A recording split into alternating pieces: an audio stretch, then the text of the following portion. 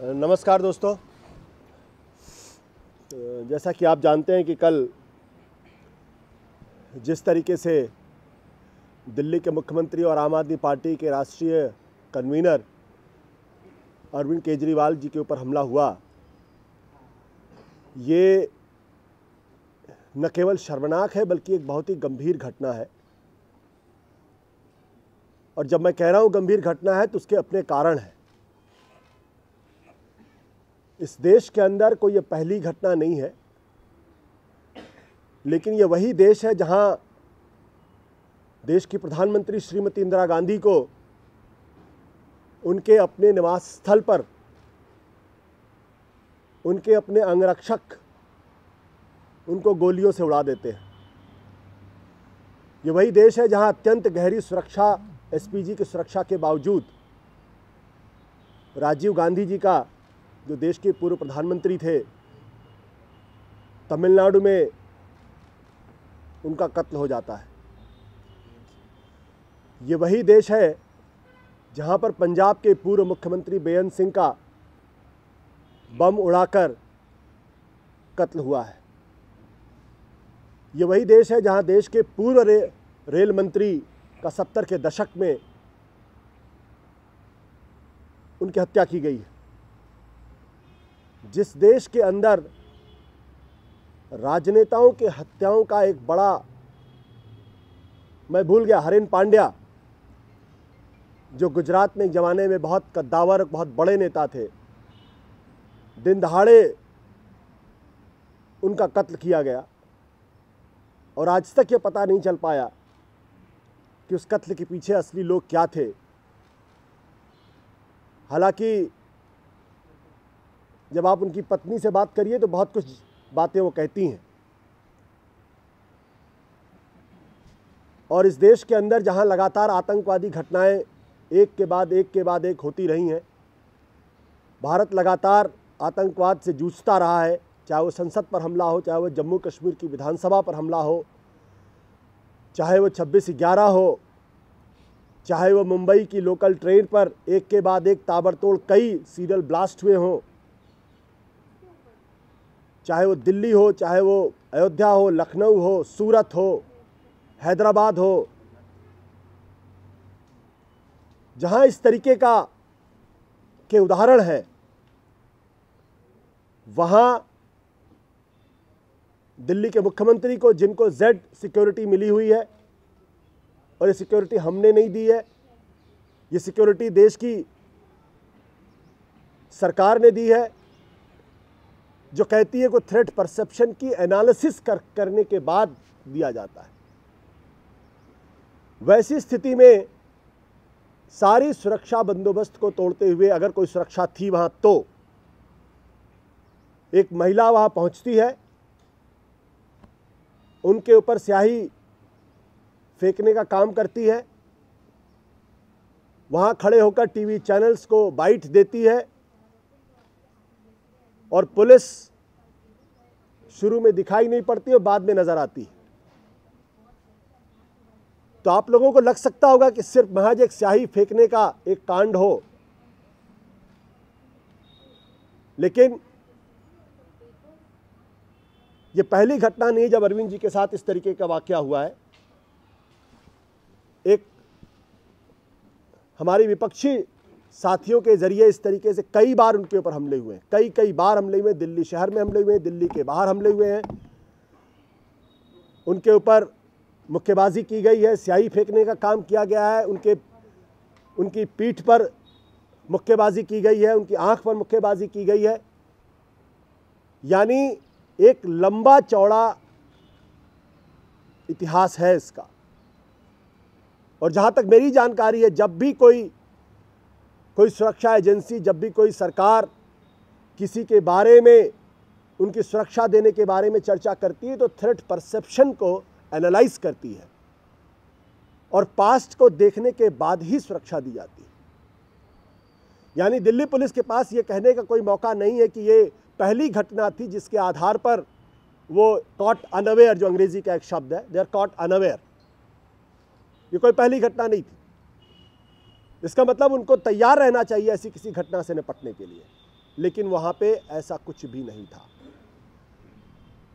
इसलिए मेरे मन में यह विश्वास है कि कहीं ना कहीं यह एक लंबी चौड़ी और बहुत गहरी साजिश का हिस्सा है।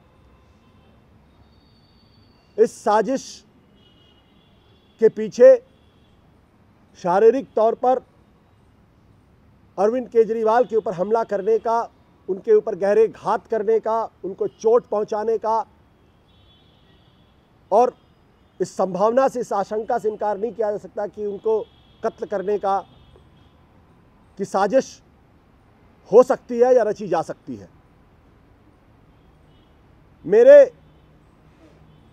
मन में सवाल फिर पैदा होता है, क्योंकि पिछले दिनों जब वो 13 तारीख को जब वो मुक्तसर की रैली में गए थे, मैं खुद उनके साथ था। उस मुक्तसर की रैली में पंजाब पुलिस की तरफ से तो सुरक्षा थी, लेकिन जो उनको दिल्ली पुलिस की तरफ से जो सुरक्षा मिलनी चाहिए वो नदारद थी। और जब वो वापस लौटे ट्रेन से तो उनके साथ एक भी सुरक्षाकर्मी नहीं था, नॉट वन। जिस शख्स को जेट सिक्योरिटी मिली हुई हो और हमने नहीं मांगा, आपने दिया, 22 लोग रहते। वैसी स्थिति में एक अति महत्वपूर्ण शख्स को एक भी आदमी नहीं उस ट्रेन के अंदर, उनके इर्द गिर्द एक भी सुरक्षाकर्मी नहीं है।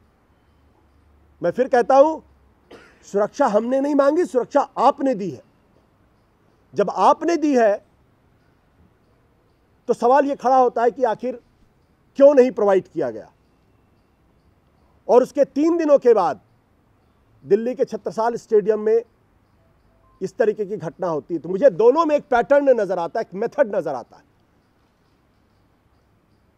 यह मेथड साफ तौर पर यह इशारा करता है कि कहीं ना कहीं इसके पीछे एक गहरी साजिश है। दिल्ली की पुलिस सीधे प्रधानमंत्री कार्यालय को रिपोर्ट करती है, इसमें कहीं किसी तरीके का कोई संदेह नहीं है। अगर आप सब रिपोर्टर के मन में कहीं कोई संदेह हो, कृपया आप फोन उठाकर 2-4 फोन कर लें और आपको इस बात का अंदाजा हो जाएगा कि वो देश के गृह मंत्रालय को रिपोर्ट करती है या देश के प्रधानमंत्री कार्यालय को रिपोर्ट करती है। आपको फौरन अंदाजा लग जाएगा कि वो कौन सा ऑफिसर है प्रधानमंत्री कार्यालय का जो सीधे दिल्ली के पुलिस कमिश्नर को हैंडल करता है। इसलिए मुझे लगता है कि इसके पीछे गहरी साजिश है और कहीं ना कहीं एक, जिसे कहते हैं कि साजिश को अंजाम देने के पहले जो घटनाक्रम किया जाता है उसकी तरफ इशारा करता है। और यह बात मैं इसलिए भी कह रहा हूं क्योंकि अगर कहीं सिक्योरिटी लैप्स होता है, मान लीजिए अगर कोई सिक्योरिटी लैप्स है, पहली बात मैं इसको सिक्योरिटी लैप्स नहीं मानता, अगर कोई सिक्योरिटी लैप्स होता है तो सरकारी एजेंसियों के अपने प्रोटोकॉल के मुताबिक उसकी बाकायदा जांच होती है और उसके लिए जिम्मेदार अफसरों के खिलाफ कार्रवाई होती है। मुझे नहीं लगता है कि इस घटना के संदर्भ में उनकी सुरक्षा से जुड़ी हुई जो चूक अगर वो कहते हैं तो उसकी किसी तरीके से कहीं कोई जांच हुई, कहीं कोई अकाउंटेबिलिटी तय की गई, कहीं किसी को बताया गया और बताया जाता है कि पठानकोट की घटना के बाद दिल्ली के अंदर रेड अलर्ट जारी है। अगर ऐसा ही रेड अलर्ट है तो भगवान मालिक है। तो क्या इस ब्रीच के लिए, जिसको वो ब्रीच कहते हैं, किसी पुलिस वाले की जिम्मेदारी तय हुई? कहीं कोई रिस्पॉन्सिबिलिटी तय करने का काम हुआ? अगर नहीं हुआ तो क्यों नहीं हुआ? इसलिए मैं कहता हूं कि ये सीधे सीधे बदले की कार्रवाई से की गई घटना है। हम लोग पिछले 1 साल से लगातार कह रहे हैं कि हमें ये बात आज इसलिए कहनी पड़ रही है क्योंकि इस देश के अंदर अपने राजनीतिक प्रतिद्वंदियों को खत्म करने का, उनको मिटाने का एक लंबा चौड़ा इतिहास रहा है। इसलिए मैं आप लोगों के सामने कहना चाहता हूं कि कोई अनहोनी हो, इसके पहले देश ये जान ले कि वो कौन लोग हैं जो षड्यंत्र में लगे हुए हैं। वो कौन लोग हैं जो आम आदमी पार्टी की लोकप्रियता से परेशान हैं? वो कौन लोग हैं जिनको अरविंद केजरीवाल की लोकप्रियता हजम नहीं हो रही? वो कौन लोग हैं जो पंजाब के अंदर हमारी अभूतपूर्व रैली से परेशान, हताश नजर आते हैं? इसलिए मैं साफ तौर पर कहना चाहता हूं, कहीं ना कहीं देश के प्रधानमंत्री जी और उनकी पुलिस, इनके पीछे कोई ना कोई षड्यंत्र है और उन्हें इन सवालों के जवाब देने चाहिए।